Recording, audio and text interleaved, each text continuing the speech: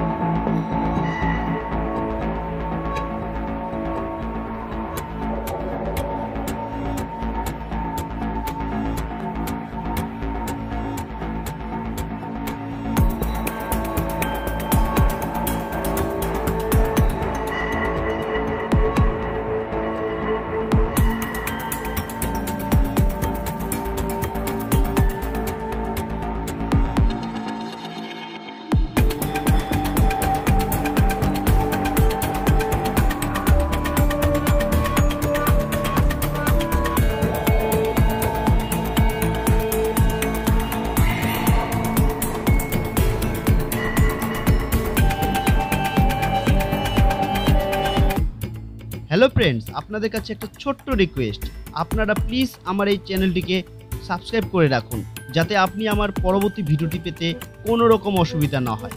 আর হ্যাঁ, আপনারা অবশ্যই জানান আপনি কোন বিধানসভার অন্তর্গত এবং কোন দলকে সাপোর্ট করেন, জানান আমার কমেন্ট বক্সে।